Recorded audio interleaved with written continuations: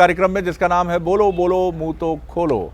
और अब जबकि आप और हम बिल्कुल नज़दीक खड़े हैं अंतर्राष्ट्रीय महिला दिवस के, तो ये मौका है जब कुछ युवा ऊर्जावान युवा लड़कियों के साथ हम बात करें इस कार्यक्रम में, उन युवा लड़कियों के साथ जो ज़िंदगी को न सिर्फ अपने तरीक़े से देखना चाहती हैं बल्कि दुनिया को ये भी बताना चाहती हैं कि जो जेंडर इक्वालिटी है उसका वास्तविक अर्थ क्या है। और ये बड़ी अच्छी बात है कि 2022 की जो अंतर्राष्ट्रीय महिला दिवस की थीम है वो इसी पर केंद्रित है कि किस तरह से जेंडर इक्वालिटी एक सस्टेनेबल वे में आगे जाकर बहुत स्थापित हो। 1908 में न्यूयॉर्क में कुछ महिलाएं निकलीं सड़क पर समानता की बातों को लेकर, राइट ऑफ इक्वालिटी को लेकर, और उसके बाद कुछ बड़े परिवर्तन हुए। तो 1909 में ये तय हुआ कि महिलाओं ने जिस तरह से विरोध प्रदर्शन किया तो उस पर इस दिन को यानी 8 मार्च 1908 का ही वो मसला था, तो क्यों ना हम इसको महिला दिवस के तौर पे मनाएं। 1917 के आसपास जब फर्स्ट वर्ल्ड वॉर आरंभ हुआ तो रूस में महिलाओं ने शांति और रोटी इसको लेकर बड़े मजबूत प्रदर्शन किए और उसके बाद फिर बहुत बड़े परिवर्तन हुए और जो उस समय के रूस के सम्राट थे निकोलस, उनको अपनी गद्दी भी छोड़नी पड़ी। और वो महिलाओं का कंट्रीब्यूशन देखकर ये तय हुआ कि अब इसको एक अंतर्राष्ट्रीय महिला दिवस के तौर पर मनाया जाए। लेकिन अंतर्राष्ट्रीय महिला दिवस हम मनाते हर साल हैं, लेकिन क्या कभी ये सोचते हैं कि महिलाओं को वो अधिकार कैसे मिलेंगे जिसमें कहीं बाधा हम पुरुष भी हैं और कई बार वो सिस्टम भी है जो पुरुषवादी सोच का प्रतिनिधित्व करता है। बहरहाल आज हम एक बड़े कॉन्टेक्स्ट पे कोशिश करेंगे कि समझें कि हमारे साथ जो युवा प्रतिनिधि हैं और सब लड़कियां हैं वो किस तरह से अंतर्राष्ट्रीय महिला दिवस और भारतीय समाज में खासकर महिलाओं की स्थिति को देखती हैं। तो मुलाकात करिए मेरे साथ। जो सबसे पहले मैं सना की तरफ चलूँगा। सना अज़हर हैं हमारे साथ, माइक्रोफोन दीजिए इनको, ये अपना परिचय दें जल्दी से, क्विक, तेज़ी से। मेरा नाम सना अज़हर है। मैं मास्टर्स ऑफ साइकोलॉजी मेरा रिसेंटली कंप्लीट हुआ है। सोशल एक्टिविज़म और सोशल वर्क में मैं काफ़ी रुचि रखती हूँ। मेरा नाम यशिका सातिनकर है और मैं बी ऑनर्स इंग्लिश लिटरेचर कर रही हूँ जागरण लेक सिटी यूनिवर्सिटी से। मेरा नाम महिमा है और मैं अभी Indo global social service society एक संस्था में कार्यरत हूँ और सामाजिक कार्य से अपने बैचलर्स मास्टर्स शिक्षा के प्रति भी जुड़ी हुई हूँ और अभी अपने जो जॉब है अपॉर्चुनिटी है उसमें भी जुड़ी हुई हूँ। और मैं आपको बता दूं कि महिमा एक थिंकर हैं और वो लगातार ये सोचती रहती हैं कि ये जो कुछ कहा जा रहा है इससे अलग क्या हो सकता है। तो ये बहुत दिलचस्प बात है। हम चलेंगे, पीछे हैं मोना जिंदवानी। नमस्ते, मेरा नाम मोना जिंदवानी है। मेरा चौथा साल चल रहा है BLLB ऑनर्स में। नमस्कार, मेरा नाम अलीशा अली है। मैं जागरण लेक सिटी यूनिवर्सिटी से जर्नलिज्म परस्यू कर रही हूँ अभी। इसके साथ साथ मैं संभव वेलफेयर सोसाइटी नाम से एक NGO रन करती हूँ। बहुत ही बढ़िया पैनल है हमारे पास। जय हिंद सभी को। मेरा नाम दिव्या पाठक है और मैं BSS कॉलेज से इंग्लिश ऑनर्स परस्यू कर रही हूँ और मैं एक NSS वॉलंटियर भी हूँ। चलिए, सबसे पहले मैं सना आपकी तरफ आना चाहूँगा, माइक्रोफोन दीजिए। अलीशा, मुझे ये बताइए सना कि आप एक मिडिल क्लास फैमिली से हैं और ज़ाहिर तौर पर ये कहा जाता है कि लड़कियों पे बहुत सारी बंदिशें होती हैं, बहुत सारे प्रतिबंध होते हैं, लेकिन कॉन्ट्ररी मैंने ये भी सुना आप लोगों से इंटरेक्ट करते हुए, याशिका से बात करते हुए, कि वो 2022 में बहुत कम भी हो रहे हैं। लेकिन मैं फिर कहूँगा कि शायद ये मिडिल क्लास और higher middle class urban society में हो रहा है ऐसा। बाकी जगह स्थितियाँ वही हैं जिनको हम बहुत पहले से देखते चले आए। 2022 में सना लड़कियों की स्थिति को कैसे देखती हैं? चलिए पहले हम आप ही की क्लास की यानी middle class, higher middle class, well educated लड़कियों की बात करते हैं। आई थिंक कि ये सोच पर है। 2022 में हम देखें तो काफ़ी इश्यूज़ पोस्ट कोविड, काफ़ी लोगों को समझ में आया कि सिग्निफिकेंट इश्यूज़, ज़रूरी इश्यूज़ क्या क्या हैं और इन इश्यूज़ से हम एज ए सोसाइटी ग्रो कर रहे हैं। बट अभी भी जो पुराने ख़यालात हैं वो हमारे साथ अभी भी हैं कि एक वक्त पे घर आना है, ऑफ कोर्स सेफ्टी के पर्पस से ज़रूरी है, बट ये सेफ्टी इक्वल होना काफ़ी ज़रूरी है। और इसी के साथ साथ मर्दों का इतना रिस्पॉन्सिबल होना ज़रूरी है कि जो हम अपने बच्चों को सिखा रहे हैं। यानी आप ये कहना चाह रही हैं कि वो आपकी स्वतंत्रता से नहीं डरते, वो पुरुषों की और समाज में जो लॉ एंड ऑर्डर के सिचुएशंस हैं वो उसकी वजह से चिंतित होते हैं कि कहीं लड़की के साथ कोई कुछ गड़बड़ ना हो जाए। बेशक, लेकिन पितृसत्ता अभी भी बसी हुई है लोगों के सोच में, मतलब वो लोगों की पितृसत्तात्मक जो ideology में। पैट्रियार्कल जो एक सोसाइटी है जी। वो धमकी भी दे देती है इसी की आड़ में कई बार।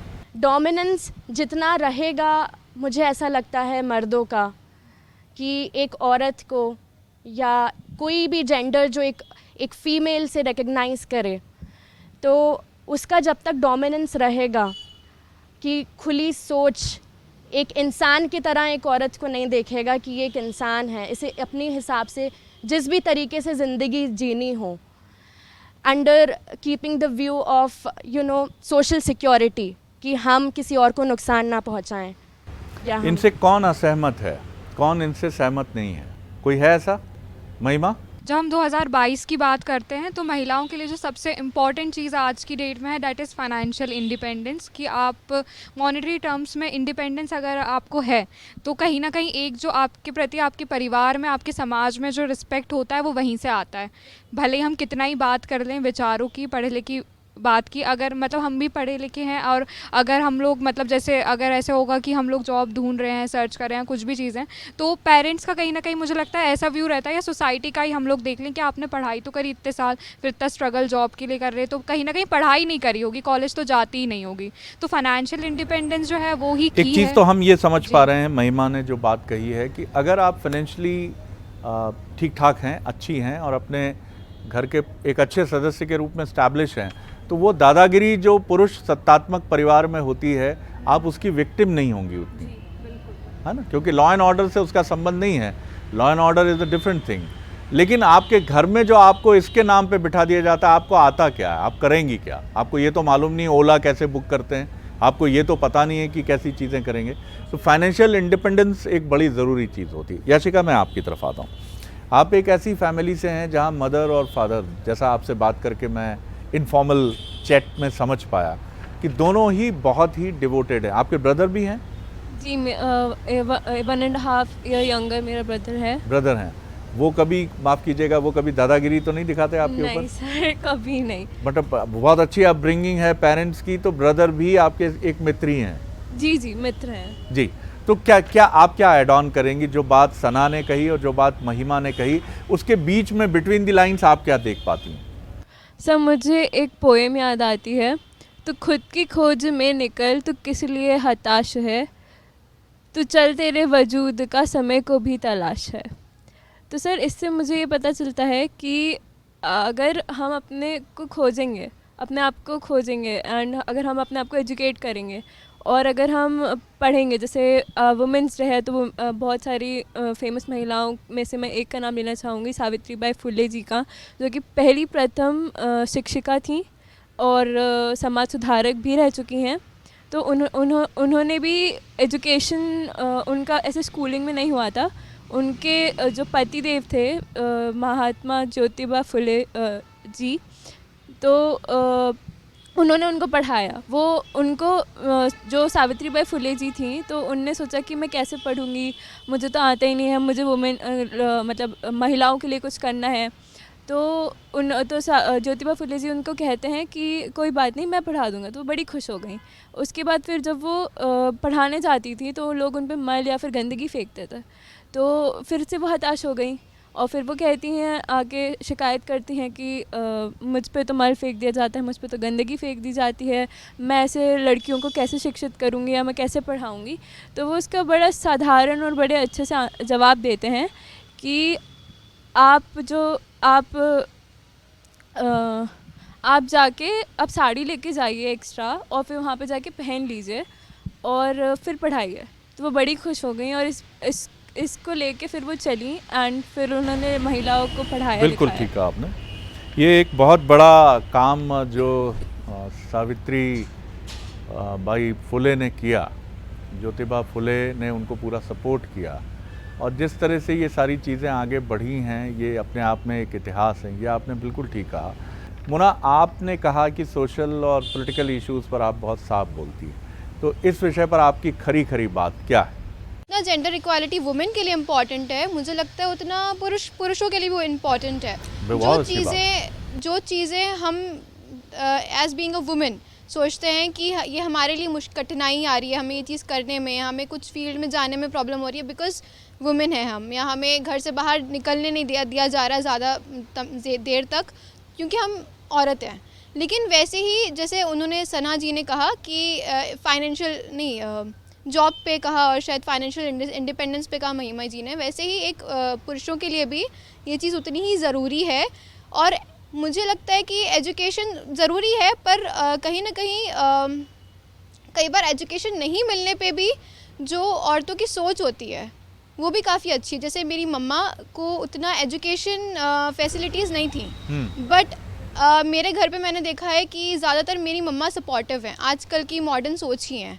और मतलब मुझे ऐसा लगता है मेरे प्रति तो बहुत ज़्यादा है उनका, मुझे बहुत मतलब उन्होंने बहुत इंस्पायर किया है पढ़ने पे। और मेरे पापा जो हैं मतलब कि हम कहते हैं पैट्रियार्कल सोसाइटी है, लेकिन आज की डेट में देखा जाए तो पुरुषों की भी सोच बहुत खुली है, बहुत फेमिनिस्ट हैं। बहुत अच्छी बात कही आपने मोना, बहुत अच्छी बात की। और मुझे बड़ी राहत मिली एक पुरुष होने के नाते ये सुनकर, क्योंकि प्लैनेट ऑफ एप जैसी फिल्में जब मैंने देखी तो मैं भी एक भयानक कल्पना, माफ़ कीजिएगा, मैं बहुत श्रद्धा से ये बात कह रहा हूँ कि मैं ये सोचता था कि महिलाओं के हाथ में जितना पुरुषों ने उनको परेशान किया है वो भी इतनी ताकतवर होकर कल ऐसा ना हो कि लड़कों की डोलियाँ उठेंगी, वो खड़ा हो जा बंदे इधर जा, ऐसा नहीं। ये बिल्कुल ठीक बात है, इक्वालिटी फॉर ऑल, समानता सभी के लिए है। क्योंकि पावर करप्ट एब्सोल्युटली, जो बात एब्सोल्यूट पावर करप्ट एब्सोल्युटली जो कहा जाता है, गलती पुरुष या स्त्री में नहीं है, गलती है उस पावर में, उस ताकत में जो मिलती है तो दिमाग ख़राब हो जाता है। और इसीलिए आपने दुनिया के हर उस सिस्टम को देखा है जो ताकतवर हुआ है तो उसने पटरी छोड़ दी है। मैं एलिशा की तरफ फिर दिव्या की तरफ चलूँगा, क्या जोड़ेंगी एलिशा आप इसमें?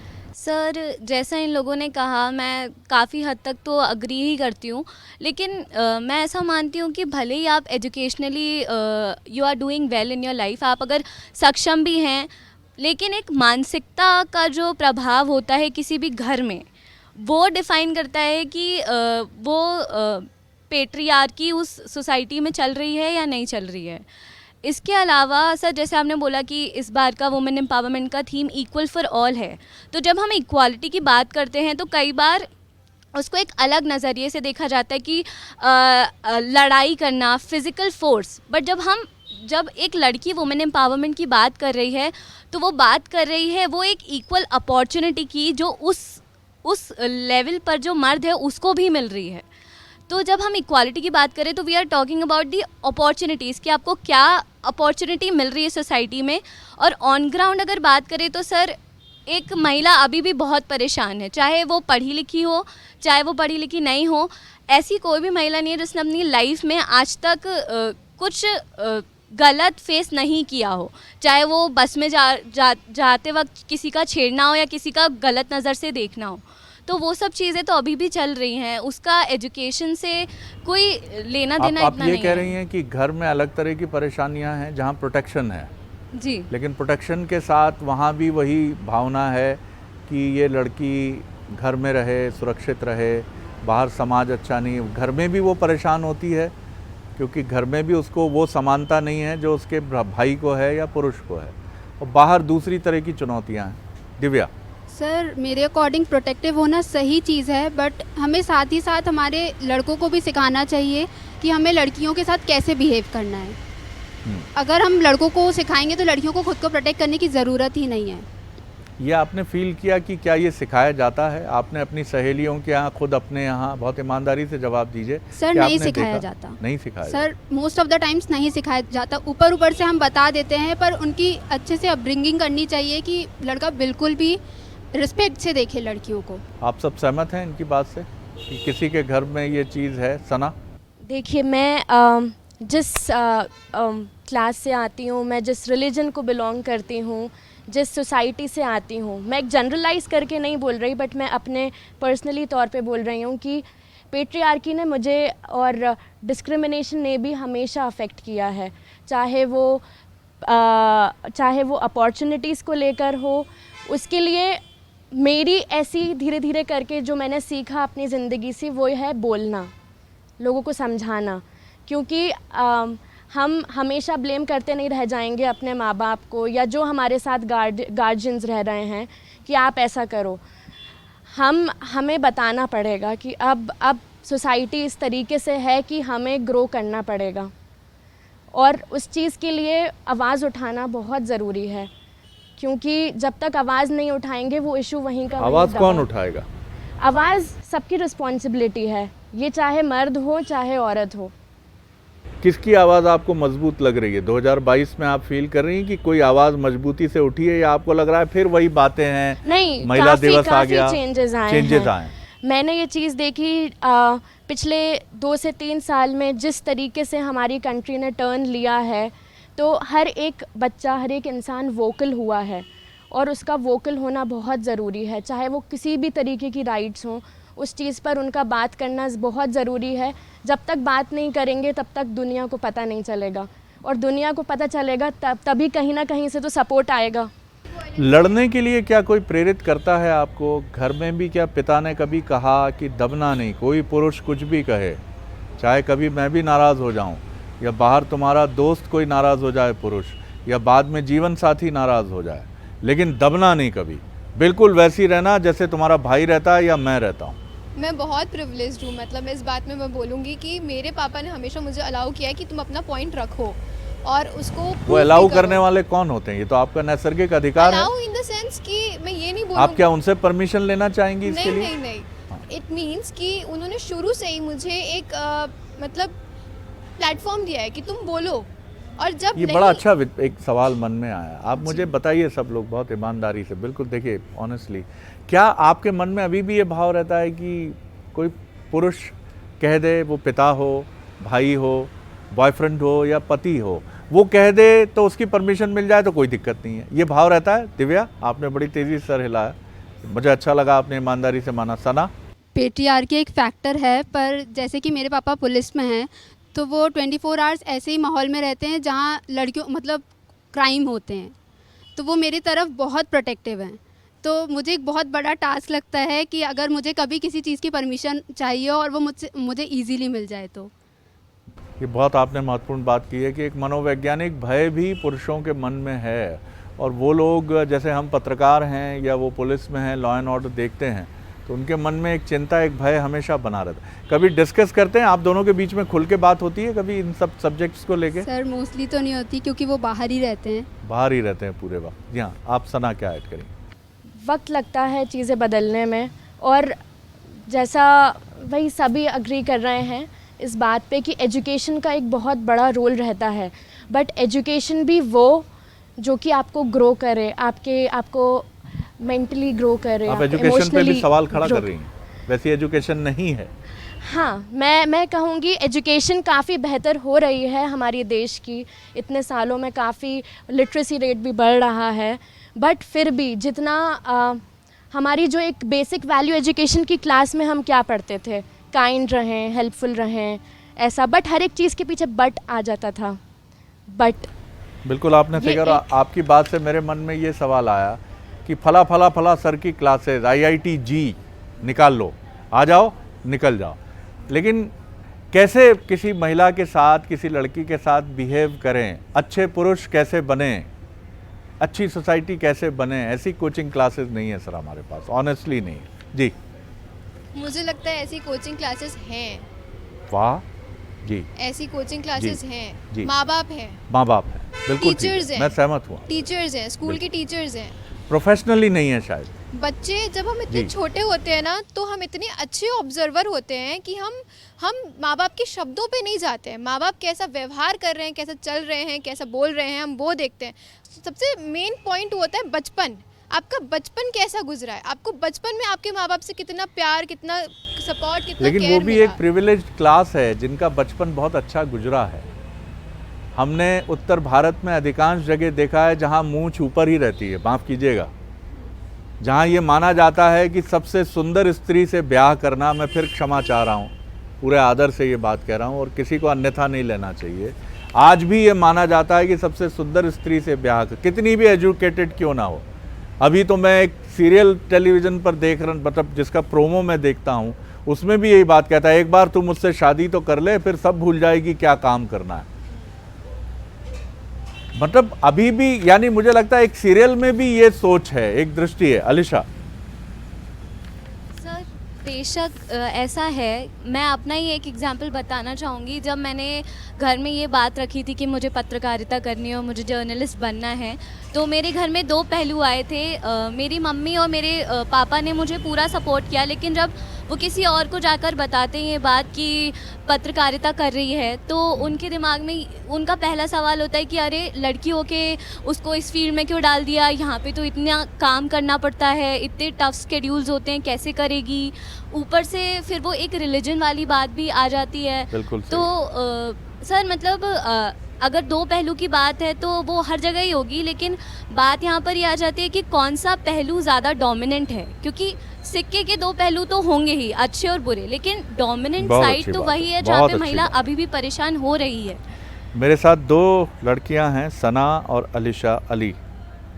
दोनों इस्लाम को फॉलो करती हैं, लेकिन बहुत खूबसूरती से दोनों ने अपनी बात की है और दुनिया बदल रही है। यकीनी तौर पर थोड़ी ही बदल रही है, लेकिन बदल रही है। जिस ईमानदारी से आप दोनों ने अपनी बात कही है और ये भी कहा है कि आप जिस फेथ और जिस बिलीव से आते हैं वहाँ कुछ चुनौतियाँ और अधिक होती हैं। सना, आप याशिका को दें जो प्रिविलेज्ड क्लास से हैं, ऐसा मान सकते हैं। सर प्रिविलेज्ड बोलना सही नहीं होगा, क्योंकि मेरे हिसाब से मैं ना मेरी मतलब हमें बोल्ड होना, हमें बोल्ड, हाँ अपब्रिंगिंग तो अच्छी रही है मेरी, लेकिन हमें खुद को भी ये लोग क्या बोल्ड नहीं है? नहीं सर बोल्ड है, लेकिन ऐसे बोल्ड होना आपसे कम है? नहीं सर मैं लड़ाई नहीं कर रहा हूँ, मैं लड़ाई नहीं कर रहा हूँ। बोल्ड इन द सेंस नहीं, यहाँ पे सारी लड़कियाँ बोल्ड हैं जो अपने व्यूज़ ओपिनियंस रख सकती हैं, लेकिन हमें बोल्ड होना पड़ेगा सोसाइटी के सामने, हमें बोल्ड होना पड़ेगा अपने विचार रखने के लिए, हमें बोल्ड होना पड़ेगा कि अगर पहले ही बताना पड़ेगा कि नहीं this is my limit, you can not cross my limits. और मतलब मैंने तो सारे लड़कों से ऐसी बातें करी हैं कि जो कि तुम्हें पता होना चाहिए कि तुम कहाँ तक मुझसे बात कर सकते हो। लेकिन आप टॉम बॉय हो सकती हैं, लेकिन मैं दिव्या से नहीं अपेक्षा कर सकता। मैं टॉम बॉय नहीं हूँ। उनकी नहीं, आप बोल्ड हो सकती हैं, आप खुलकर बात कर सकती हैं, लेकिन मैं सना से वो उम्मीद नहीं कर सकता, अलीशा से नहीं कर सकता, महिमा से कर सकता हूँ। क्योंकि महिमा एक थिंकर हैं, एक विचारक हैं, महिमा सोच सकती हैं। प्रीति मोना भी एक रिवोल्यूशनरी एटीट्यूड की दिखती हैं, लेकिन ये सब अलग अलग व्यक्तित्व है, इसलिए हम इसको जनरलाइज करके नहीं देख सकते कि एक क्रांति आनी चाहिए, वो क्रांति आएगी। क्रांति आनी कहाँ से चाहिए, ये सबसे बड़ा सवाल है। अंदर से, और किसके अंदर से? आपके भीतर तो है, आप सब चाहते हैं अपने आकाश में उड़ना, लेकिन उस आकाश में उड़ने से आपको रोका उस सिस्टम ने है जिसको पुरुष संचालित करते हैं। सर मुझे तो आज तक किसी ने नहीं रोका, क्योंकि मैं खुल के बोल देती हूँ मुझे करना है और करना ही है, तो मुझे कोई रोक नहीं सकता। जी महिमा, आपकी तरफ आओ। हमसे है ज़माना, ज़माने से हम नहीं। तो क्रांति आएगी, बिल्कुल आएगी, और वो आपसे ही आएगी, बिकॉज़ आप ही घर है, आप ही सोसाइटी हैं। तो जो भी शुरुआत होगी उसको आपसे बेहतर कोई नहीं समझ सकता, क्योंकि शायद जो मेरी क्रांति होगी वो मेरे घर वालों की क्रांति नहीं होगी, वो सना की क्रांति नहीं होगी, वो याशिका की क्रांति नहीं होगी, वो मेरी क्रांति होगी और वो मेरे विचार होंगे जो मैं खुल के वहाँ पर रख पाऊँगी। ऐसे आपको मतलब जब मैं यहाँ से भी बाहर निकलूँगी, या मैं किसी ऑफिस में जाऊँगी, मैं किसी स्कूल में जाऊँगी, मैं किसी बैंक में भी जाऊँगी, वहाँ आपको तरह तरीके के लोग मिलेंगे, लोग यानी वहाँ आपको तरह तरीके के पुरुष मिलेंगे। आपसे कई लोग बहुत अच्छे से बात करेंगे, आपसे कई लोग बहुत पोलाइटली बात करेंगे, जैसे शरद सर इतने वेलकमिंग है और वो हम लोगों से बात कर रहे हैं। सिमिलरली जब आप ऑफिस में जाएंगी तो वहाँ पे एक आ जाएगा आपका कंपटीशन वाला फैक्टर। तो ज़रूरी नहीं है कि आपके कलीग्स भी आपके लिए उतने ही सपोर्टिव हो, वो तो चाहेंगे कि will try to bring you down, वो चाहेंगे कि आपको दबाएं, भले ही वो वर्क स्पेस हो, भले ही वो घर हो। पर जिस दिन आपने वो एड्रेस कर लिया कि हाँ ये जो बंदे हैं या ये जो आदमी हैं ये मुझे दबाने की कोशिश कर रहे हैं, तो अपने को वहाँ तलवार लेके नहीं जाना है। बस आप एक बार बता दोगे कि आपने ये करा, बहुत अच्छी बात ये करा और मुझे पसंद नहीं आया, तो अगले बार से मैं लिख के साइन करके सील करके आज से दे सकती हूँ, वो बंदा दोबारा सोचेगा कि मतलब मैंने करा, वो मैंने किया, पर उसका रिएक्शन ये था क्योंकि उसको पता है कि भाई ये नहीं, ये बोल देगी, ये अपने बॉस को भी बताएगी, ये वहाँ पे भी बोलेगी, ये हर जगह बोलेगी, ये तो मुझे बात इससे नहीं बोलना है। बोल देगी, यही वो गोल्डन वर्ड है जो बोल देगा के लिए भी गोल्डन वर्ड है सर। माफ़ कीजिएगा, बहुत सारे पुरुष ऐसे हैं जो आज भी बोल देगा नहीं करते हैं वो। और बहुत अच्छी बात महिमा ने कही है कि कोई अगर हमें सप्रेस कर रहा है, कोई हमें अगर परेशान कर रहा है, तो वो परेशान ऑफिस में इसलिए भी कर सकता है कि पुरुष स्त्री नहीं है, ये लड़कियां ज़्यादा ब्राइट हैं आज के ज़माने में सर, वो ज़्यादा बेहतर कंपटीशन दे रही हैं। तो वहाँ दबाने वाला स्त्री पुरुष का एंगल नहीं है, वहाँ एक कंपटीशन का, अनहेल्दी कंपटीशन का एटीट्यूड भी है। लेकिन हम कई बार विक्टिम कार्ड खेल जाते हैं, हम ये कह देते हैं कि मैं पुरुष हूँ इसलिए मुझ पर अभियोग लगा दिया गया। मैं ऐसा बिल्कुल नहीं हूँ, मैंने इनके साथ कोई दुर्भावना, इनको घूरा नहीं है, इनको देखा नहीं है। और कई बार माफ़ कीजिएगा, ये दूसरी तरफ से भी वाइस वर्सा हो जाता है कि स्त्री भी कहती है कि इन्होंने ऐसा किया, मैं औरत हूँ इसलिए मुझे दबाया जा रहा है। आपको कोई दबा नहीं सकता जब तक आप चाहेंगे नहीं। तो स्त्रियों को बोलना पड़ेगा, द गोल्डन वर्ड इज बोलना पड़ेगा। मत चुप होइए, सदियां बीत चुकी हैं, क्यों सह रही हैं आप, क्यों उन चीज़ों को देख रही हैं? आप बोलिए, तो आप बोलेंगी तो दुनिया सुनेगी। तो बहुत खूबसूरत है ये दुनिया, और खूबसूरत हो सकती है अगर महिलाएं बोलें, अपने खिलाफ होने वाले हर अत्याचार को लेकर सजग होकर सामने आए, और हम पुरुष उनका साथ दें, और सिस्टम में एजुकेशन के साथ, अवेयरनेस के साथ, और एक बड़े लेवल पर हम स्त्रियों को सपोर्ट करते हुए खड़े हो जाएं। तो निश्चित तौर पर जिस 2022 की थीम की बात है वो पूरी होगी। बहुत अच्छा लगा आप लोगों से बात करके, बहुत मज़ा आया, और ऐसा लगा मुझे कि वाकई ये 2022 की लड़कियां जो हैं, और पूरी दुनिया में ये अपना परचम ही नहीं फहराएंगी, बल्कि एक बदले हुए भारत के साथ, मध्य प्रदेश के साथ हम सामने होंगे। बहुत शुक्रिया। बोलो बोलो मुँह तो खोलो के इस एपिसोड में इतना ही। अगली बार एक और विषय लेकर आपसे फिर मिलेंगे। इजाज़त दीजिए, नमस्कार।